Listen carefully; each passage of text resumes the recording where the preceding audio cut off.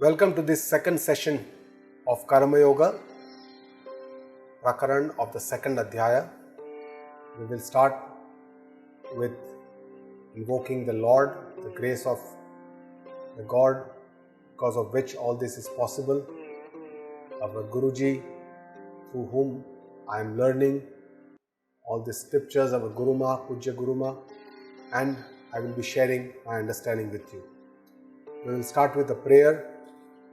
Om Sahana Vavatu Sahanau Bhunaktu Sahaviryam Karvavahai Tejasvinavaditamastu Ma Vidvishavahai. Om Shanti Shanti Shanti.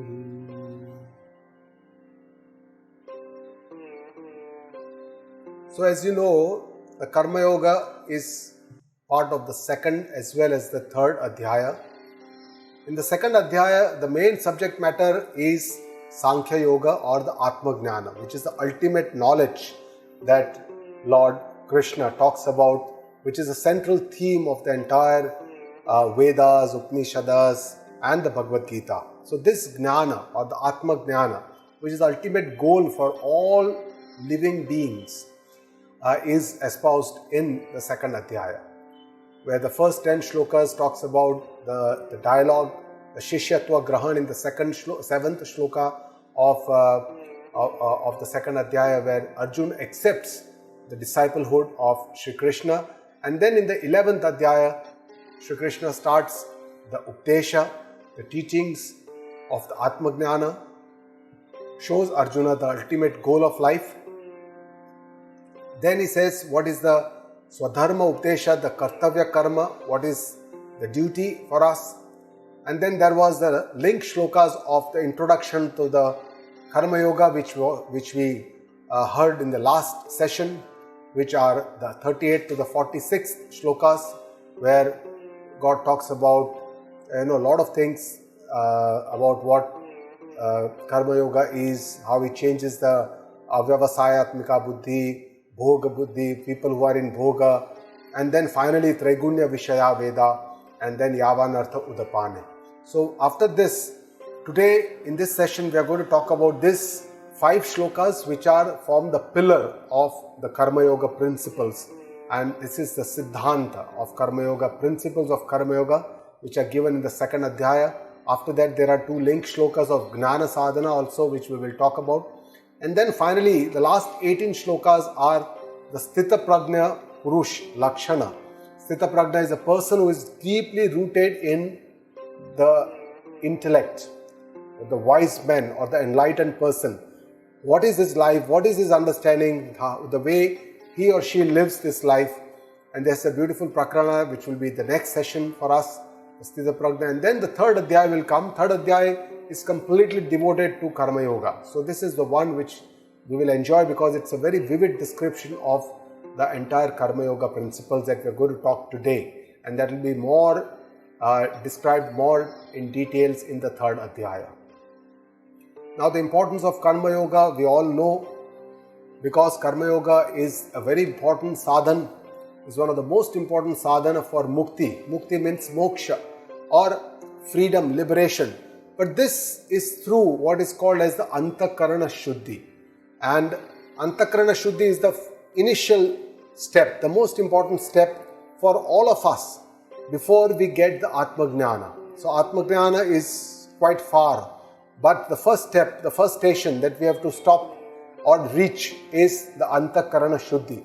This purity of our inner mind, which will come with a spiritual journey, with the Adhyatmic Sadhana, which is very important, and we'll come to know where it happens, because then the mind becomes more quieter, more peaceful, the desires, the expectations, the dukkhas, they go down, our understanding improves, vairagya improves, so many things, we don't get attached to so many things, people, relationships, and with this we know that, this mind is becoming more and more pure. And this is the main sadhana, Karma Yoga. Karma Yoga is the main sadhana for Antakarana Shuddhi. And without this Antakarana Shuddhi, Atma Jnana is impossible. This is what our Shastras say, that Antakarana Shuddhi is the most important prerequisite for Atma Jnana to happen. Without Shuddhi, there cannot be any Jnana. There cannot be Shuddhi and there may not be Jnana. There are many people who are on this path who become very innocent, very Shuddha, very pure at heart. They're very nice. They don't have any negative feelings for anyone.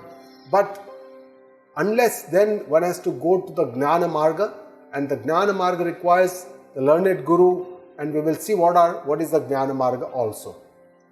So this journey from impurity towards purity, this journey from ignorance to bliss or to the light of knowledge, the Atma Jnana is what is the spiritual journey, and on this spiritual journey, Karma Yoga is the most important instrument or the tool that God has given us, because we are all of us are in the midst of karma all the time. So last time we saw that this was the last two shlokas, the Traigunya Vishaya Veda, Nistraigunyo Bhavarjuna, Nirdvandvo Nityasatvasto Niryogakshem Atmavan. So this is the call of the Lord for all the jiva to rise above all these worldly realms and enter into the spiritual realms. So this is to rise above the three gunas of this Maya or this world, which is made up of Trigunatmika. This is, of course, it is a karya of Maya. It is made because of the Maya. Maya Shakti is within the Ashraya of Brahma. So that's why it is called the Brahmashraya Maya. And through this Maya, this entire world of the universe is created. And this Maya and this world and this Shakti is all filled with the three gunas, the Sattva, the Rajasa and the Tamasa. And all of us, we derive our personalities because of these three gunas. And then Lord tells us to rise above these dualities, Nirdvandvo Bhava, Nityasattvasto, Niryogakshema and Atmavan Bhava. So here he invokes us, inspires us, literally orders us to become Atmavan, to become proactive, be courageous, be patient, be persistent, get onto this marg, get onto this life journey and go and be samatva and then rise above these worldly realms and be one with me.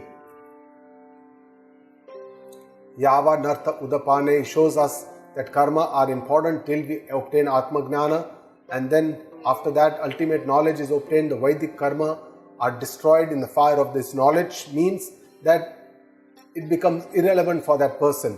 Even if he does the karma or doesn't do karma, it becomes irrelevant for a person who is already sthit in this Atma Jnana.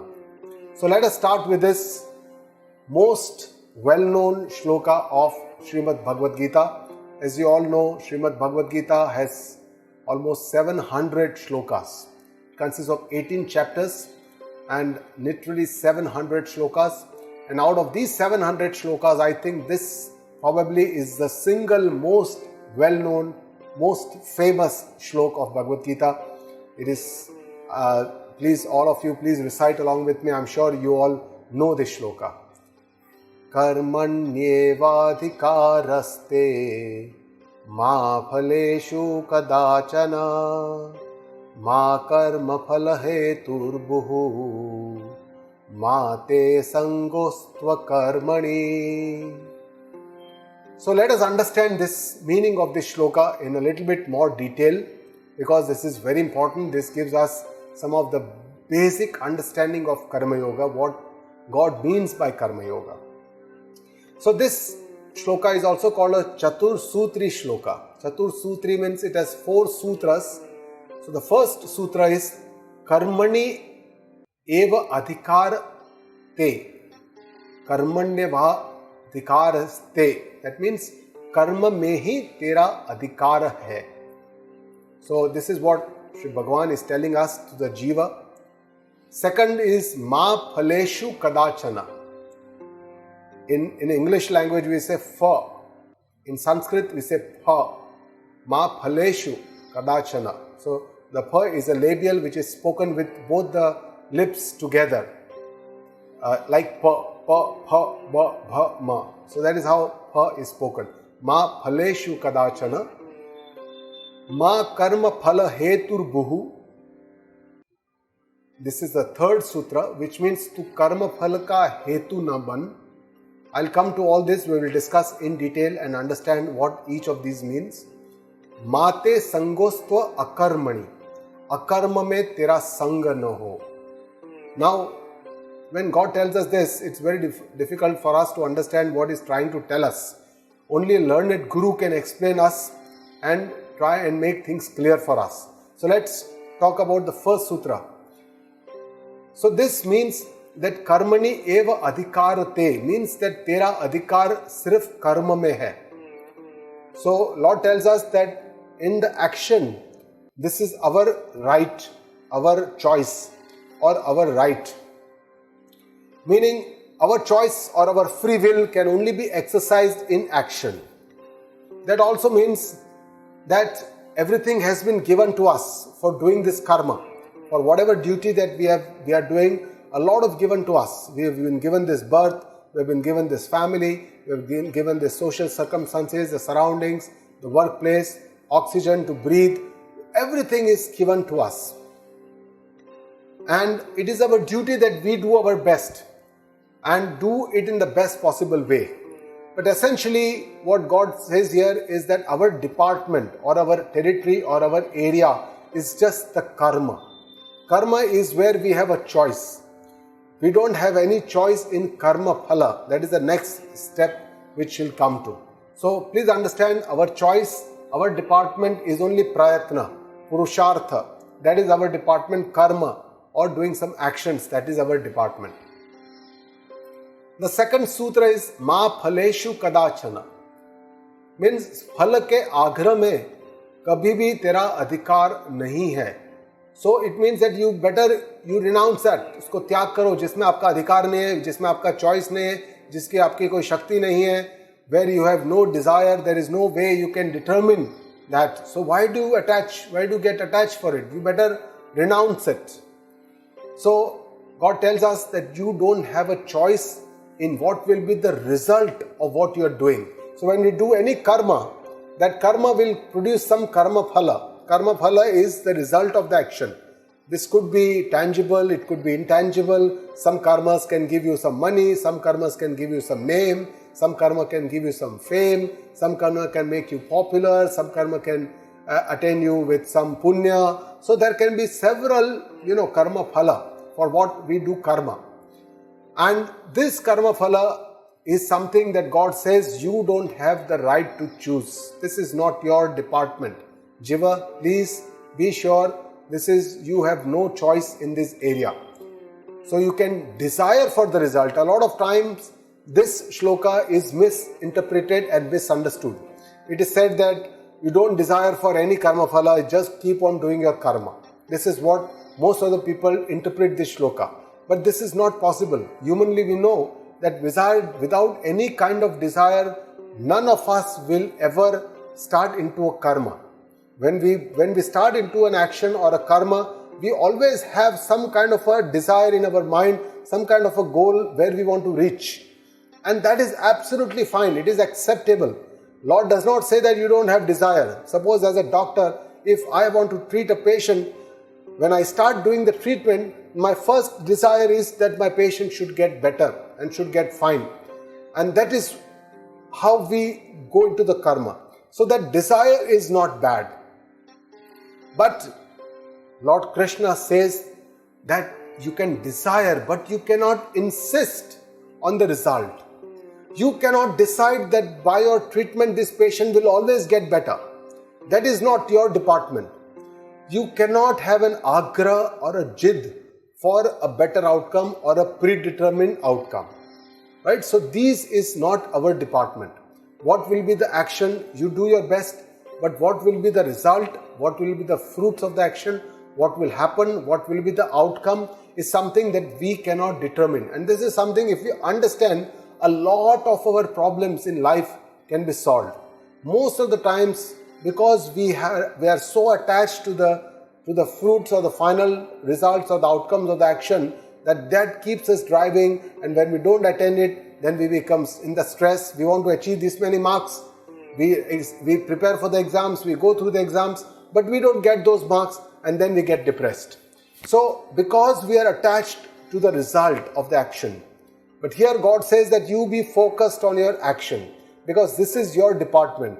The result what you are going to get is not your department, so you don't get focused to those and don't insist on the result.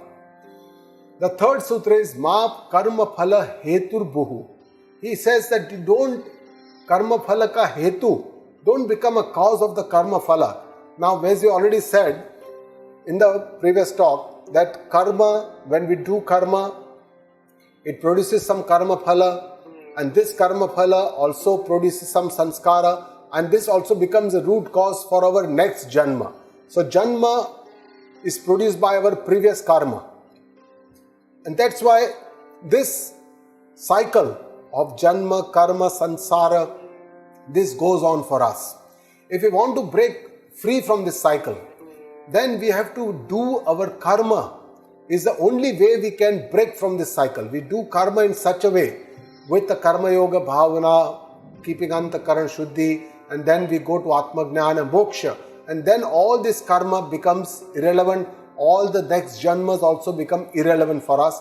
We don't have to take further births. So you do your karma in such a way that you don't get bound or get bondage to this sansara chakra, but you get liberated from this sansara chakra. So you do your karma in such a way that you get liberated from this sansara chakra. That is the meaning of this third sutra, which says Ma Karma Phala Hetur Buhu. Means you do your karma or actions with the right understanding, make it nishkam, selfless, with the correct understanding, the karma yoga bhavana, so that these karma don't become the cause for your bondage. That is what essentially Lord wants to tell us in this third sutra.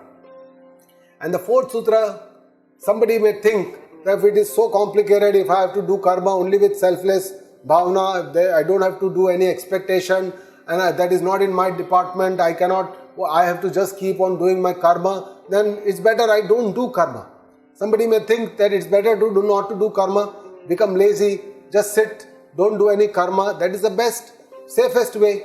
But that is where God tells us in the fourth sutra that don't be attached to inaction. Don't become lazy. Akarmani. Mate sangostva akarmani. Akarmani means inaction or inactivity. Don't be attached to inaction. You may not be attached to inaction, and don't be lazy.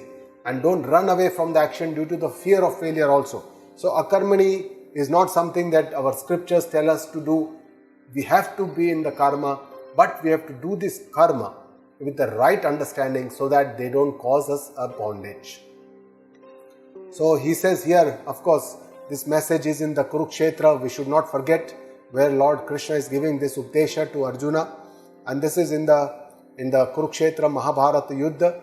And this is where he wants Arjuna to fight these enemies, because this is the Dharma Yuddha. It is not that Lord Krishna, that is also misinterpretation. Then he is telling Krishna to fight, he is also inciting him into violence. No, that is not the representation. The real representation is that Arjuna had come to the battlefield. If you see the first adhyaya, Arjuna came with lot of confidence in the battlefield to fight. And when he saw the opponent army, he became very nervous, because these were his own relatives, and that's why he became very nervous, in stress, anxiety. So the root cause of his coming in for doing a yuddha and then not engaging in the battle was the moha, the attachment. And Lord wants to get rid of this moha, his attachment. So he is not inciting Arjuna to do yuddha. Yuddha, anyway Arjuna had come to do yuddha. That is for what he had come to the battlefield. But Lord wants to take away that attachment, that moha, which does not allow him to see what is dharma, what is adharma. Here Arjuna sees dharma in what is, he thinks adharma, and adharma in dharma. So this moha that dilutes our vision. We cannot see what is the correct thing, we cannot see what is the right thing. And that's why Lord Krishna only wants Arjuna to see clearly what is good for him, what is the Shreya, what is Kalyanakari, and what he needs to do. He just wants to take away that wheel of moha, attachment from his, and so that he can see clearly. So it's a wrong interpretation of Gita ji that if somebody says that Sri Krishna incites Arjuna to do violence, to engage into battle, to go into yuddha. No, that's not the purpose. The real understanding is that he wants to take away that moha so that Arjuna, who had already come to fight, he can engage in the battle and then do this dharma yuddha and take care of the situation, whatever he needs to do. So he says, make the best use of this human life which has been given to us. It is the most valuable life to us because this is the only human life where we can do some karma and create new sanskaras. In all the other, it is said in our scriptures that there are 84 lakh yonis. Yonis means species that we all go through. We take birth in different yonis. It's not necessary that next birth is necessary in the human form. It could be in some other species.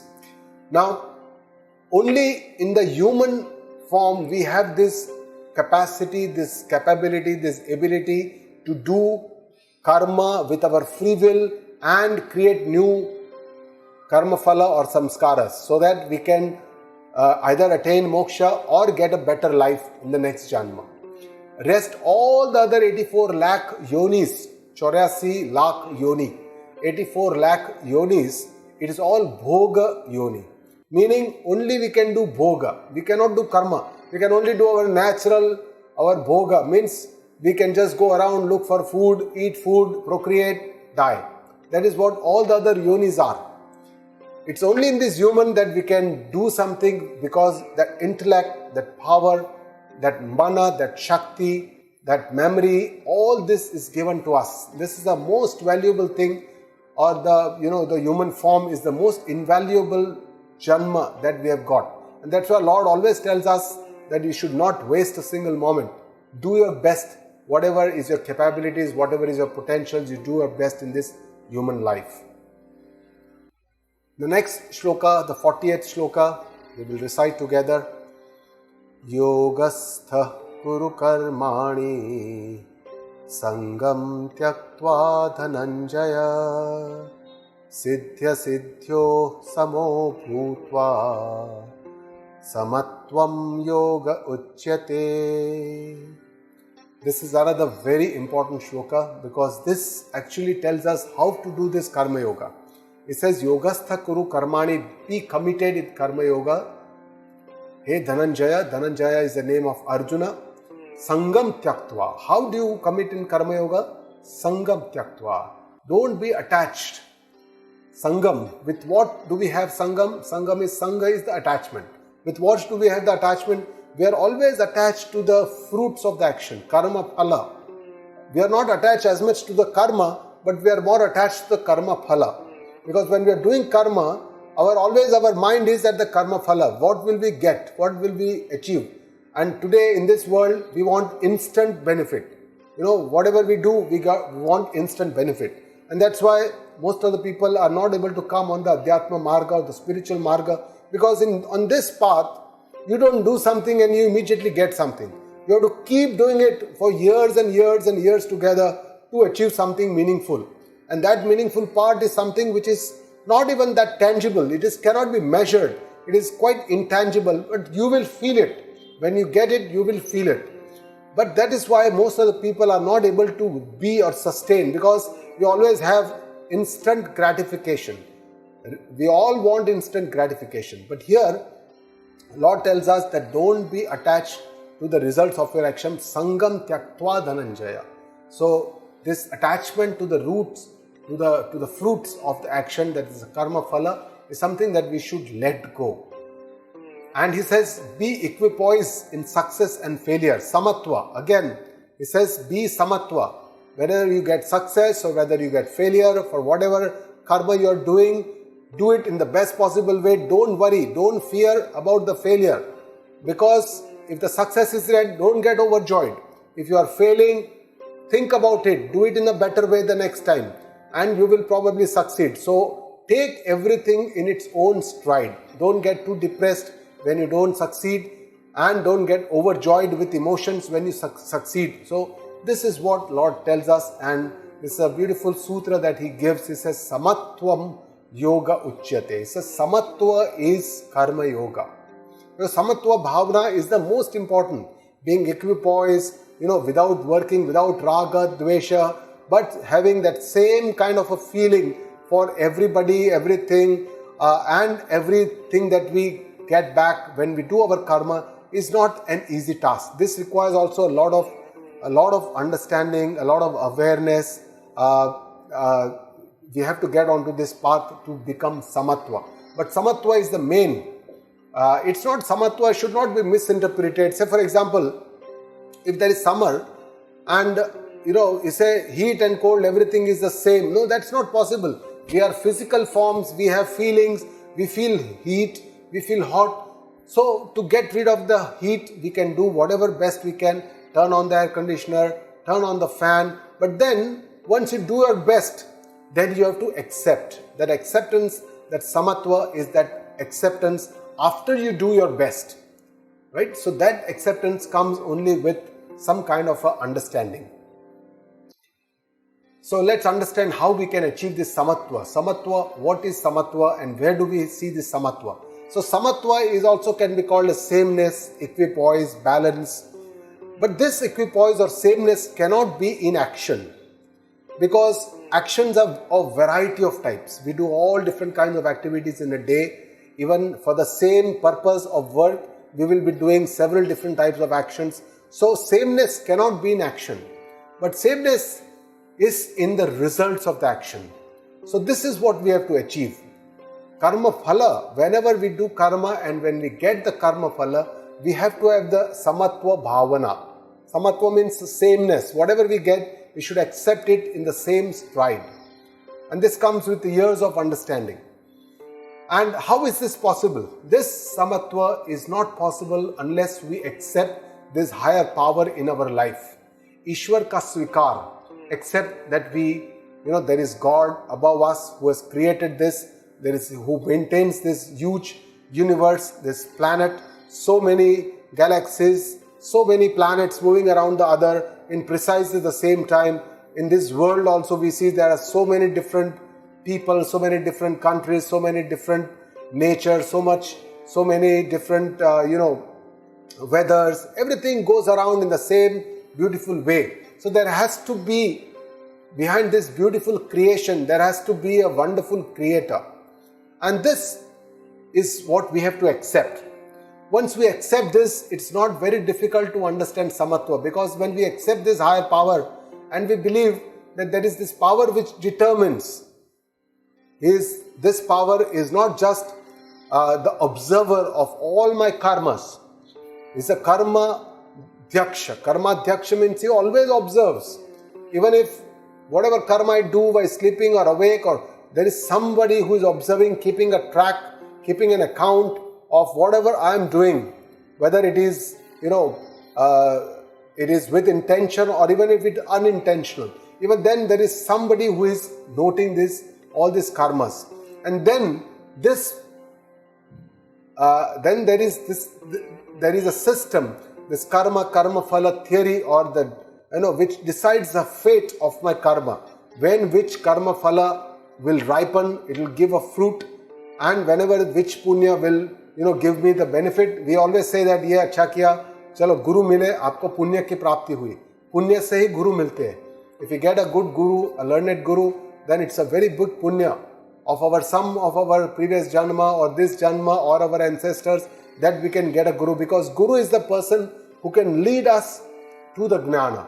That's why Kabir also says that Guru Govinda dono khade kai ko lagu pao. Guru is the person who will take us to the Lord, who will show this path. So that's why this karmadhyaksha, karma phaladata, the person the God who is the karmadhyaksha and the karma phaladata, we have to accept this higher power in our life.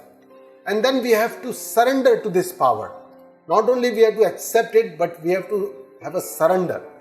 And Lord Krishna also tells in Bhagavad Gita that you do your work along with remember me, manmaya madbhava magata. So he says that you surrender to me, do my nama smarana, keep my name, chanting my name while you are doing your work. So keep on doing your work with the best attitude and keep remembering me all the time. That is what Lord tells us. So this is the surrender, this is the acceptance of ourselves to the Lord. And with this acceptance, if we accept that this power determines whatever I'm doing, what all fruits of action it will give me, when, maybe this life or then the next life, if I able to accept all this, then only I can remain free from all the anxieties, worries and the stresses of the future. Because then I am sure that there is a system, a justice system which is working, which will not do any injustice to me, because it will do justice to all. It is not just for myself, but keeps the entire interest of the entire universe in the mind. And with this, the decision or the fate is determined. So once we accept this destiny or the system, then we will remain free from anxieties and worries, and only then we will be able to accept the karma phala as a samatva bhavna. So whatever comes to us, we take in the same stride, because we have a faith in this system. We have a faith that there is a justice system of the Lord. We have a surrender to the Lord. We know that God will not do injustice. And this is called prasada buddhi. Prasada buddhi means that whenever we get a karma phala is the fruit of the action. Whenever we do any karma and we get the fruits of the action, we see this as a prasada. Prasada means when we go to the temple and the pujari, after we do the darshana, gives us some prasada. So prasada is an offering to the Lord which has been done, gives us a small amount of these offering from the Lord. Now prasada buddhi kya hai? What is prasada buddhi? Whatever prasada is given to us, we accept. We never reject prasada. We never say, no, I don't want you, take it back. That is never done. It is our sanskara since childhood that whatever is given, we have to accept prasada. So that is the acceptance, number one. Whatever it is good or bad, or we never think about whether it is good or bad. It is always good. Whenever we have prasada, it's always tasty. Prasada, even if it is a very small amount, we would always like to share it with our family, whoever is with us. We will share it, even small amount, we will give them, and then we will consume or we will eat. So this is the prasada buddhi. Whatever comes to us, we accept first. Number two, don't reject. Number three, share it with others, and then you consume. Right? So this is the prasada buddhi. So if you can develop this prasada buddhi in the karma phala, this is called samatva. And samatva is the root of the karma yoga philosophy. So unless we develop this samatva bhavana, we cannot develop karma yoga bhavana or karma yoga attitude. So prasada buddhi is a very, very important understanding of karma yoga. In the next shloka, Bhagavan Shri Krishna says, Dureda yavaram karma buddhi yoga dhananjaya buddhau sharanam anvichha krupana phala hetavaha. He says, here he talks about the intellect, the buddhi. Buddhau sharanam anvichha means you take refuge of your intellect. Take help, always take help of your buddhi. Let your buddhi be deciding factor, not just your bhava or the emotions. And here it says that durena yavaram karma. So durena means the selfish actions that we do are far inferior. They are quite inferior to the selfless actions which are done with the help of buddhi yoga, dhananjaya, done with the help of the understanding or the buddhi or using the intellect. If we have a proper buddhi, intellect, proper understanding that we do things or karma for the larger benefit of the society as a selfless action rather than a selfish action of the motive, then these karmas or the selfless karmas are much far superior to the selfish actions. He says here, because you take the refuge of your intellect. Says, take shelter of your intellect. Buddhau sharanam anvichya krapana phala hetavaha. Krapana is the person who is a miser person, who already has so much, but he doesn't want to give away anything. That person is called krapana. So, those who work with the results in mind are miser. Means they always work, कि ये करूँगा तो ये मिलेगा. If I do this, I'll get this. I'll get this much. I'll get so much. If people keep working like this, he is a miser. And miser, the definition given in our Shastra is of course much beyond our comprehension.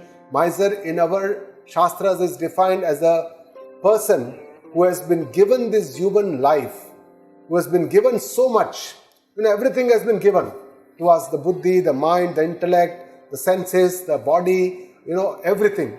And even then, if we don't achieve the Atma Jnana or the ultimate knowledge, then that person is called Kripana. This is in one of the Upanishads, this is given. This, I think Taittiriya Upanishad is where this definition is of Kripana is given. I'm not sure which Upanishad is this, Gargi, and there is a conversation between, and then in this Kripana, this definition of Kripana is given. So in this shloka, Lord Krishna tells us, Buddhau Sharanam Anvicha, means you take refuge of your intellect, make sure that you give a lot of importance to Viveka and Vichara. In our Shastras, in our philosophy, in our Veda Shastra, Upanishad Shastra, a lot of emphasis is given to our intellect. The knowledge. Knowledge is the supreme in our Veda Shastra. The ultimate goal is knowledge. And that is what we want to achieve. If we can achieve that ultimate knowledge, then all the other knowledge becomes irrelevant. That is what our Upanishads tell us. And here it says that whatever your Guru teaches you, whatever the Shastra teaches you, just don't accept. Always use your Viveka and your Vichara, Manthana, because you have to assimilate this, understand this. It is never said that just have faith, just have Shraddha, accept whatever your Gurujis tell you, whatever Shastras tell, accept. No, that is not what is given in our philosophy. Our Vedanta and Upanishad philosophy always says that you question. You question whatever it says, you always try to understand, use your Vivek and your Vichar, and then you can understand this Atma Jnana. It tells us that don't be carried away by your emotions. Don't we think that our mind should be ruled by our intellect. Our buddhi, our head must always be above our heart. That is what our Upanishads and our scriptures tell us. So this is the importance of buddhi, and we must take the help of this buddhi.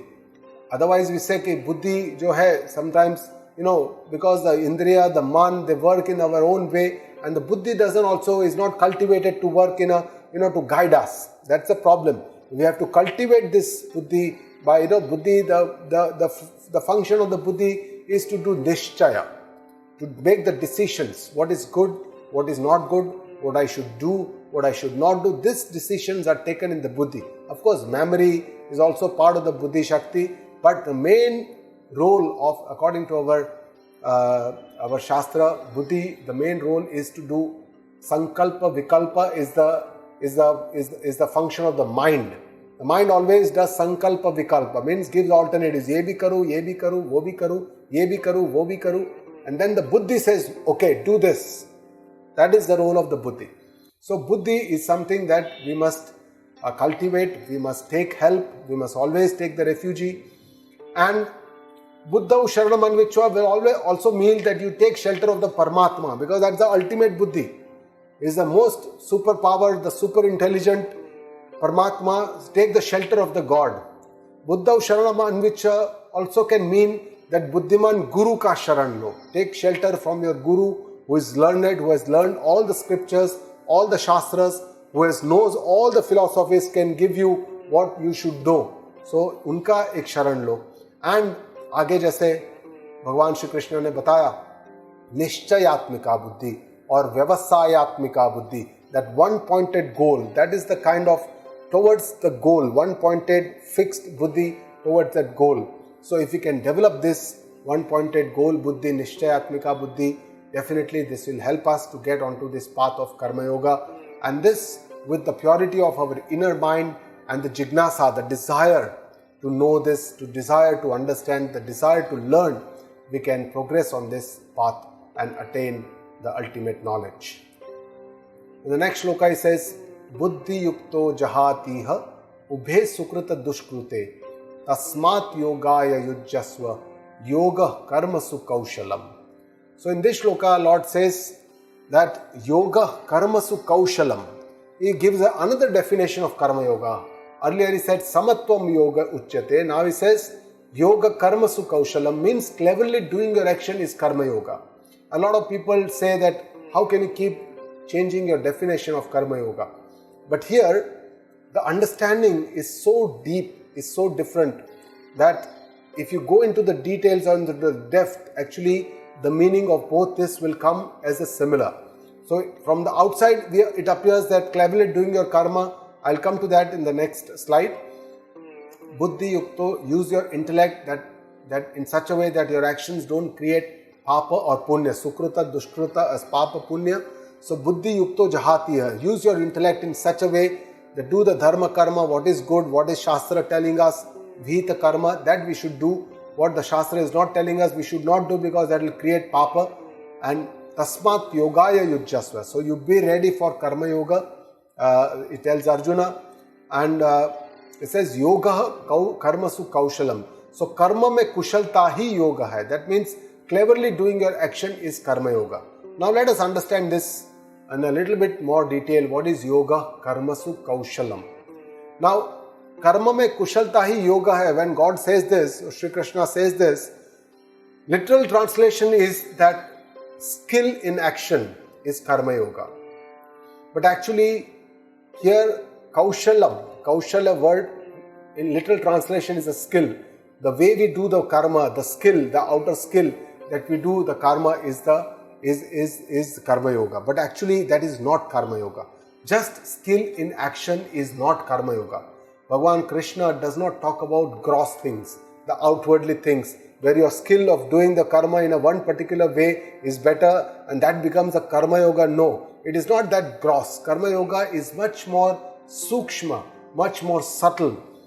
That cleverness is the attitude of doing the karma, is that cleverness. Cleverness is not just in the skill, the outwardly skill, but in the attitude in which we perform this karma. So that attitude is that the karma as you do does not cause the bondage, but tries to liberate you. So essentially, these karmas are done in a more selfless manner, and they are not done with a selfish motive, with the samatva bhavana. All these are the karmas that they don't bind us. So this is the clever way of doing karma. According to Krishna, this is the clever way of doing karma, and this is yoga karma kaushalam. It is not just the skill or the outward skill that is important. Again, doing dharma karma and avoiding adharma karma, because when we do dharma karma and avoid adharma karma, this does not bind us to the karma, does not create this bandhana, and does not create the papa. So this is the awareness of our action, whether we are doing dharma karma, whether we are doing kartavya karma, whether we are doing karma so that it will bind me, whether we are doing for our selfish motive, whether we are doing it for somebody, people around us. What is the purpose of my doing this karma? And this awareness at every time is very important. And this sajagata, हमारे गुरुजी हमेशा कहते हैं सजागता ही साधना है, means that awareness itself is our spiritual journey. And at every step, every point, every moment, we have to be aware. And the more you go into the spiritual journey, the more you become aware about your thoughts, about your patterns, about your thinking, about your actions, about your, what are you expecting, what is the attachment, what are the ego, what is the pride that you have behind this karma. All this one will become aware. Next shloka, Bhagavan Shri Krishna says, Karmajam buddhi yuktahi phalam tyaktva dhanan manishinaha janma bandha vinirmuktaha padam gacchantya namayam. So this is another Karma Yoga shloka, the last shloka, where Lord Krishna tells us what is the ultimate goal. After doing Karma Yoga, where do we have to reach? And he says, Karmajam buddhi yuktaya. By this way, you keep doing your Karma Yoga with the help of your intellect, your buddhi, use your buddhi, and phalam tyaktva. Leave all the anxieties and the attachments of the karma phala or the fruits of the action. All these attachments we should leave. Don't think about them. This is not your department. This is my department. I'll take care of this. You don't worry about this. And it says manishinaha. Manishinaha means person who has conquered his mind. Manishi. Man is mana. Mana isha is manisha. Means that a person who has conquered his mind by his intellect. Of course, the mind has to be conquered through our intellect, because it is a buddhi which will control the mind. Because if you take the right decisions, the mind also will be cultivated. So in this way, the person who has conquered his mind by his intellect means obviously he has done a spiritual journey, because you cannot conquer the mind just like that. It's not that easy. It's a very difficult. Only by constant awareness we can conquer that, using our buddhi, doing some tapascharya, some spiritual journey, some spiritual sadhana. Only then we will be able to conquer this. And it says, by this janma bandha vinirmuktaha, you will get liberated from the cycle of birth and death. How? Because you will obtain or achieve or attain the highest goal, that is the salvation, the mukti or the moksha. Padam gacchantya namayam means you will achieve ultimate salvation. When you achieve this ultimate salvation, all this you are liberated from this cycle of birth and death. But this can happen only if you are rooted in karma yoga, if you don't get attached to the karma phala, and you have conquered your mind, you have become manishi, you have an antakarana shuddhi, and then when you attain the atma jnana, you achieve the moksha, and then you are liberated from all this cycle of birth and death. So that is what Lord Krishna says, Padam gacchantya namayam. This means that anamaya pada ko prapta kare. Anamaya word meaning, amaya means disease, and anamaya means that there is no disease, means there is no destruction, there is no decay, there is no change, there is no transformation. And this no change, there is only one tattva or pada which does not undergo any change, and it is this Atma Tattva or Atma Pada or Atma Swarupa. So this does not undergo any change. God already said, Krishna already said in the second Adhyaya, Nitya Sarvagata Sthanu Achala, does not undergo any change. Shad Vikar, jo this body goes through all the changes, the mind keeps changing, the thoughts keep changing, but the consciousness is just one, it does not changing. And this is the Anamaya Pada, which so Karma Yoga again is a very important for Antakarana Shuddhi. It is the final goal is not Karma Yoga, final goal is Atma Jnana, but Karma Yoga is the most important step to achieve this Atma Jnana. And this is essential step for Atma Jnana. Without rooted in Karma Yoga, we cannot purify our inner being or mind, and we cannot attain Atma Jnana. So these are all the steps or sadhana ke sopan for all of us seekers. How do we achieve this? Well, I already said the first step was the samatvam yoga uchyate. Take everything in one stride, the success, failures, by accepting the higher power, the Lord, and surrendering to this Lord, and doing our karma with the nama smarana, remembering the God, and accepting whatever comes as a prasada buddhi. So with this understanding, samatva, we can achieve the success and the failure in the same stride. Yoga karma sukaushalam, do your actions cleverly, taking help of your buddhi and doing it in a selfless way so that they don't bind us. Buddhau sharanam anvichva means you take shelter of your intellect, because our intellect is very limited, and that's why we need help of a guru who has much higher wisdom, much better wisdom. We have to accept this role of the guru in our life, because we have to first accept the limitation of our own intellect, that we cannot reach there. And that's why we need somebody wiser, much wiser, who has been learned through this parampara to accept us in our life. And then we also have to accept our shastra, our scriptures, which are the pramana. Pramana means they are the evidence. Shastra is the pramana. For whatever shastra is telling, shastra cannot be wrong. That is the kind of faith that we must have in our shastra. And with this, we have to take refuge, take shelter, take help from our shastra, from our guruji, from our own intellect. Keep on this path. And with this, if we keep doing this, then we can go towards antakarana shuddhi. And then if we do the jnana sadhana, we will go towards the moksha, anamaya pada, where we are liberated from all these worldly afflictions, affections, pains, miseries, sorrows. We will achieve the ultimate bliss. And with this bliss, we can become compassionate. We can spread love all around. And this is only possible if we can experience the bliss that we have within us. This is the Ananda Swarupa of the Atma. If we can experience, then we can reach this Moksha Pada. So essentially, our journey starts from Kriya, then to Karma. Karma is the Dharma Karma, doing according to the Shastra. Akarma, sabse pehle akarma se karma, means inaction, laziness to action. Then next step is that we have to start doing karma according to our dharma, what our Shastras tell means basically value-based karma, either ethical karma. So this is what is the Dharma Karma. And then Kartavya Karma means whatever is our duty, we have to do in the best possible way. And then subsequently we have to gradually from Sakam Karma, we have to go more towards Nishkam Karma.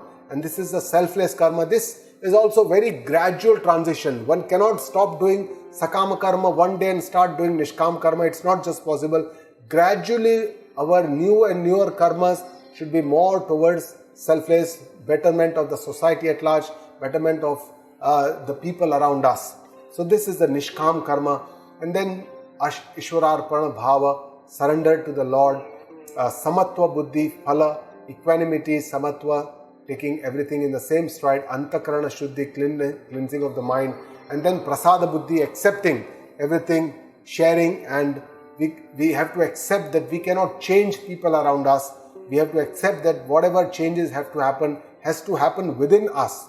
We have to change our vrittis, our feelings, our emotions, our vices, our doshas, all this we have to change. Our habits have to change if we have to change, or we want to see the change around. Because once we change, then we will see a different world. And that's why we will feel that the world has changed. But actually what has happened is that we have changed. So this transformation, if we want to achieve in our own self, we have to go through this sadhana. Finally, Raga, Dvesha, Shithilikaran, softening or dissipation or softening of these Raga, Dvesha, dissolving these Raga, Dvesha are very important. Only then we can develop Antakarana Shuddhi. The next phase, after this Antakarana Shuddhi from Karma Yoga has happened, what is the next phase of this spiritual journey is called as a Jnana Sadhana. And the Jnana Sadhana, for this there are two things which are important. The first is to become eligible for the Jnana Sadhana.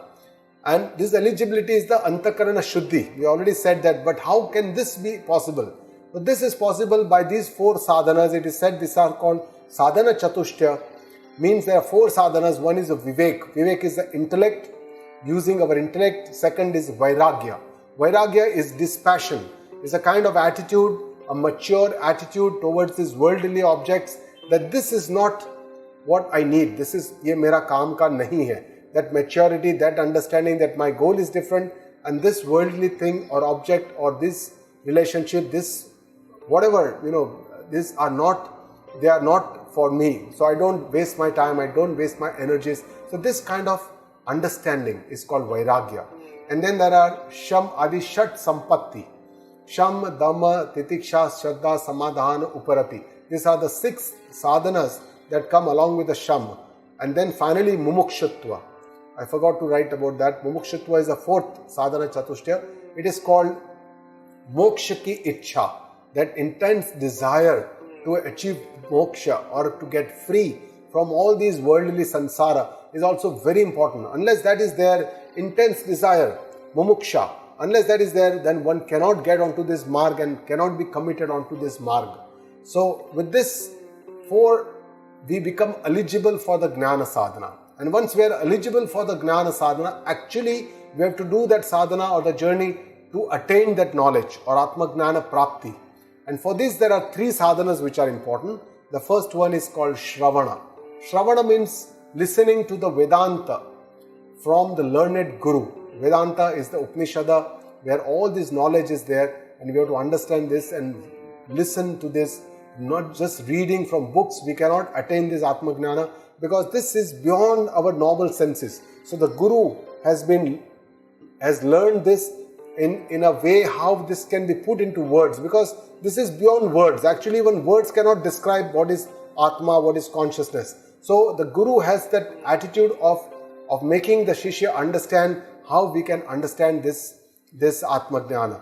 The second method is what is called as a Manana. Means when after we listen from the Guru, we have a lot of sanshaya or doubts which create in our mind, and these doubts have to be cleared, and this can be done by doing some kind of introspection, again reading, again Shravana, again listening, again asking questions to the Guru, clearing the doubts. So this manana is also prakriya, which is also process, which is important. And then the third process is nididhyasana. Nididhyasana is a third very important sadhana. This is a Vedantic meditation where all our anatma vritti or our old habits have to be changed to the atma vritti, and this requires a lot of contemplation, meditation about who I am. And this meditation is also a process. So with this, gradually one can go towards the Brahmakar vritti and Atma Jnana. So there are these two link shlokas which link the Karma Yoga to the Sthita Prajna Prakaran, the Karma Yoga Prakaran. Yada te moha kalilam buddhi gati tarishyati tadagantasi nirvedam shrotavyasya shrutasya cha. So in these shlokas, in these two shlokas, Bhagavan Shri Krishna talks about this Gnana Sadhana. So in this first slok, he talks about the Vivek, Vairagya, Samadhi, Shat Sampatti. In the first line, if you see Yada te moha kalilam, where your intellect will cross this mud of attachment. He says moha. Moha is attachment, and Kalila is the mud. Mud means जो कहते हैं हिंदी में कीचड़ और कादव जो कहते हैं, तो इसमें when your foot gets into this mud, it's very difficult to bring it out. Moh is such kalila that when we get into it, it's very difficult for us to come out. Only with using our intellect, with our understanding, with our buddhi. If we don't have that adequate, we have to get help from somebody else, some friend or somebody, and then use this viveka. So that is the first step. Second is tada gantasi nirvedam. So then you shall have to acquire this vairagya for what you have heard and what you will hear. Means against all the worldly objects, whatever you hear, whatever you feel, whatever you see, you have to get some kind of a dispassion or vairagya. That means that an understanding which is a matured understanding, which suggests and lets us know that this is not what I need, this is not what will take me towards my goal. So this one-pointed dispassion or vairagya is this kind of a maturity, this kind of an acceptance that I can handle myself. It is a maturity of the mind where it remains free from the emotional turmoils that we are always into. And the next and the last shloka, which is the link shloka, is about the Gnana Sadhana. Shrutivi pratipannate yada stasyasi nishala samadhavachala buddhihi tada yogam avapsyasi. Here talks about many doubts are created after listening Shrutivi pratipanna yada stasyasi nishala. When such doubts are cleared and the intellect becomes steady, and then when your intellect becomes steady in Atma during meditation, so it talks about Shravana, Manana and Nididhyasana. Shravana, Manana and Nididhyasana. All the three things are talked about. Then you will achieve this universal consciousness, union with this consciousness. And then this is a person who is an enlightened person. This is a person who is a Sthita Prajna person. And then this yoga or Sthita Prajna, Tada Yoga, Sthita Prajna Yoga is what Lord is going to talk about in the next Prakarana. So the next shloka is going to start the Sthita Prajna Prakarana. So what, as a seeker, what we need to do, one, we have to do Param Nirmana. And this Nirmana is to be done by our Antakarana Shuddhi, by the practice of Nishkam Karma Yoga, the path of selfless action. And we have seen what all God wants us to do: Samatva Bhava, Yoga Karmasu Kaushalam, Buddhau Sharanam Anvichvam, and all this Prasada Buddhi, all we have to use to use this Nishkam Karma Yoga. And then Param Pramana means Shastra, Guru. We have to, after this Antakarana Shuddhi, we have to go to this Gnana Sadhana, Shravana, Manana and Nididhyasana. And then finally, what is the Param Nirvana? That is the Moksha Prapti, attainment of the salvation. Shravana is also of two types. The first type of Shravana is the Lakshya Bodhaka Shravana. Means it only tells us that this is the goal. It does not actually assimilate this goal within us. But the second type of Shravana is the Tattva Bodhaka Shravana. Means that it helps me to actually acquire that knowledge. The first is like, out of inquisitiveness, you want to know what it is this spiritual journey, what is this sadhana about, what is the goal, where do I have to reach. there is the, so the first Shravana is something like this, Lakshya Bodhaka. It just tells you our goals.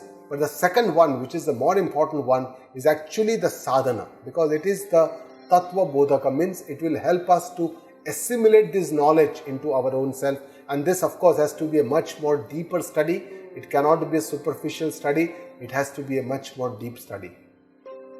So with this, we come to the end of the Karma Yoga Prakarana of Srimad Bhagavad Gita, second Adhyaya.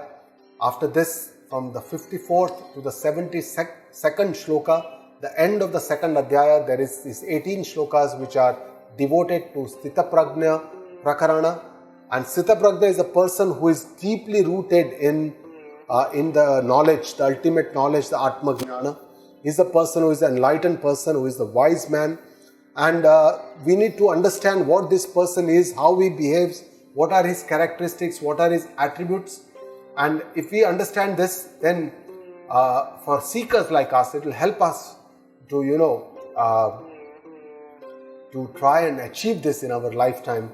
And after that, there is the third Adhyaya, which talks about the Karma Yoga Vistara, means in more details, more depth, more understanding, more vividly, Karma Yoga has been described.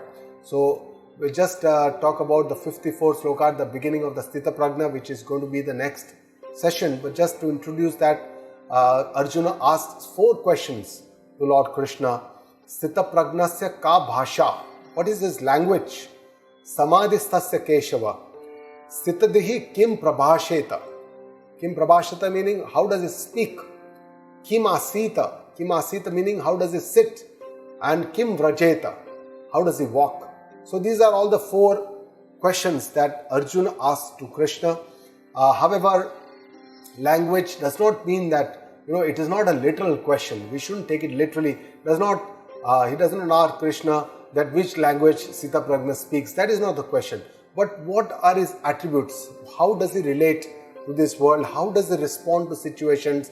What is the situation of his mind? What is his mind control, his sense control? How does his intellect work? How does he conduct in the world? So these are all the ways he wants to know.